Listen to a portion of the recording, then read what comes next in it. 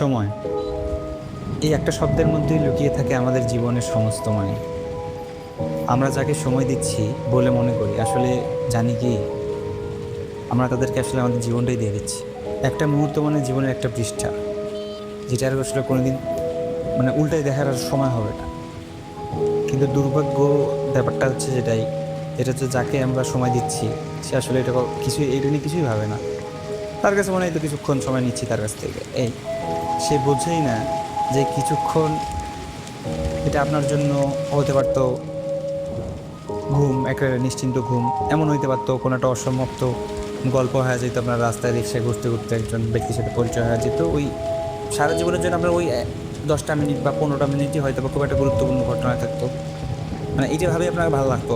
কিংবা এমনও হইতে পারতো যে না, আপনি আসলে কিছুই করতেছেন না, আপনি কোনো একটা ফাঁকা জায়গার মধ্যে বসে আছেন, বাতাস যাচ্ছে, অনেক ফাঁকা জায়গা, কোনো হইচই নাই, বাতাস অনেক আছে, পাখিরা গান গাচ্ছে গাছের উপরে, আপনি সেখানে গাছতলে বসে আছেন, কিছু করতেছেন না, জাস্ট বসে আছেন। কিন্তু এত কিছুর পরেও আসলে আমরা কিছুই বলি না, চুপ থাকি।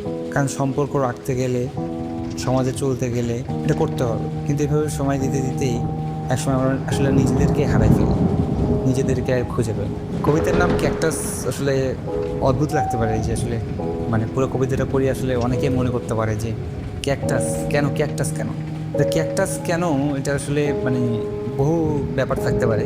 বা আমি একটা হিন্ট দিতে পারি, এইটা আমার হিন্ট আর কি, যে এইটাই এক্স্যাক্টলি তা না। সেটা হচ্ছে যে ক্যাকটাস এমন একটা গাছ, কারো কাছে দেখবেন যে কারো ধ্যান জ্ঞান, ঘুম, স্বপ্ন সব কিছুর মধ্যে দেখবেন আপনি পাবেন ক্যাকটাস। অফিসের ডেস্কে ক্যাকটাস, বেডরুমে বেডের পাশে ক্যাকটাস, রিডিং রুমে ক্যাকটাস, ল্যাপটপের পাশে ক্যাকটাস, পিসির পাশে ক্যাকটাস, গেমিং কনসোলের পাশে ক্যাকটাস, তাদের সব কিছুতে ক্যাকটাস। আবার কিছু মানুষের কাছে মনে হবে যে ক্যাকটাস এটা জঘন্য দেখতে একটা গাছ, একটা কি গাছ না কি, পাতা নাই, কিছু নাই, ওটা আদৌ গাছ কি না খড়ি কিছুই বোঝা যায় না। তো এরকম একটা কাঠখোট্টার জিনিস কেন মানুষ পছন্দ করে তারা এটাই বুঝতে পারে না। তো এইটা একটা দিক, একটা পার্সপেক্টিভ আমার। বাকিটা আসলে যারা শুনবে বা পড়বে কবিতাটা, তারাই বাকিটা আসলে বলবে, ডিসকভার করবে। তুমি যখন সময় দাও, আসলে জীবন দাও, সে ভাবে শুধু কিছুক্ষণ এত গুরুত্বই বা কিসের, তুমি বুঝিয়ে বলতে পারো না। আর সে নির্বিকার হেসে গিলে নেয় এক একটা মুহূর্ত, নাইবা দিতে চাও। সে চাই গল্প, বলে কোথাও যাবে না তো, তুমি থেমে থাকো, নীরবতা রক্ত জমায়, কই সে তবু বোঝে না তো। কেটে যায় একটা জীবন, তুমি মুখেই হাসো, অথচ ভিতরে গুমড়ে চলে সময় যত। সময় চুরিও হয়, কিন্তু ডাকাত আসে মুখোশী। তার নাম হতে পারে প্রেম, বন্ধু, দায়িত্ব বা ভদ্রতার উপহাস। তুমি ঠিক আছে বলো, সে কেটে নেয় সময়। সেই সময় হতে পারত তোমার বই, ঘুম অথবা পাখিদের গান। যারা হত্যা করে শুধু সময়ই করে সংহার, তবু সমাজ তাকে শাস্তি দেয় ছুরি বা গুলির দামে। কিন্তু যারা প্রিয় মানুষ, তারা বলে না মরো, তারা বলে জেগে থেকো, উজাড় করে সময়ের ভাণ্ডার। তুমি অপেক্ষায় বাঁচো অজুহাতের, পরের, সম্ভাবনার।